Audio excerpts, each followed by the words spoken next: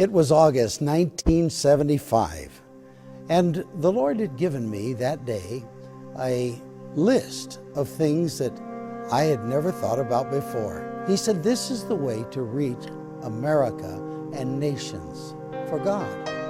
In every city of the world, an unseen battle rages for dominion over God's creation and the souls of people.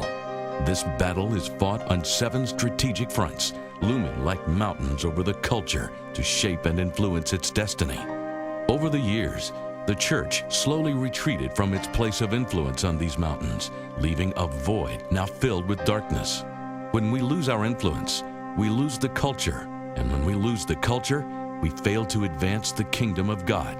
And now, a generation stands in desperate need.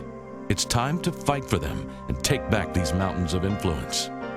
The mountain of government, where evil is either restrained or endorsed. The mountain of education, where truths or lies about God and His creation are taught. The mountain of media, where information is interpreted through the lens of good or evil. The mountain of arts and entertainment, where values and virtue are celebrated or distorted. The mountain of religion, where people worship God in spirit and truth or settle for a religious ritual. The mountain of family, where either the blessing or a curse is passed on to successive generations. And the one mountain they all depend on, the mountain that fuels and funds all the other mountains. The mountain of business, where people build for the glory of God or the glory of man, where resources are consecrated for the kingdom of God or captured for the powers of darkness. Those who lead this mountain control what influences our culture.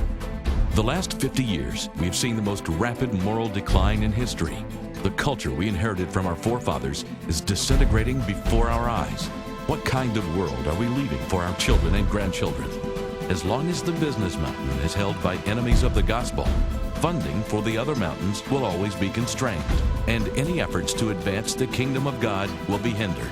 Imagine God's people reclaiming their cities and government, in the arts and entertainment, in the media, in education, in the family, in religious influence, but only limited by their imagination and not by a lack of finances. It's possible, but first, we must take back the mountain of business. God's move to take this mountain back has already begun. Thousands and thousands of business leaders in every major city across the nation are filling arenas to learn from business leaders and hear the gospel of Christ. 90% of people working in the marketplace believe in God. 78% believe spirituality and business mix. 70% say that because of their faith, they find meaning and purpose in life. There are over 56 million Bible-believing Christians working in the marketplace, a vast army of God waiting to be truly engaged in the battle. Yet this strategic army and battlefront has largely been left ignored by the church. More than 90% of church members do not feel they are being equipped or trained by the church to apply biblical faith in their day-to-day life. The business mountain is so strategic because that is the place of influence. When you look at culture, so much of culture is defined by what happens in business.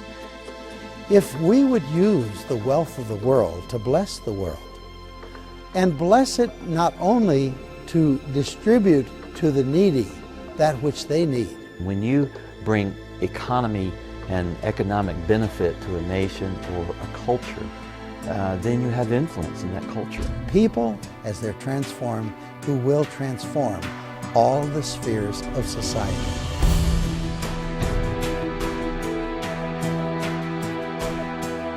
It is time to reclaim the 7 mountains and bring the life of God back into our culture.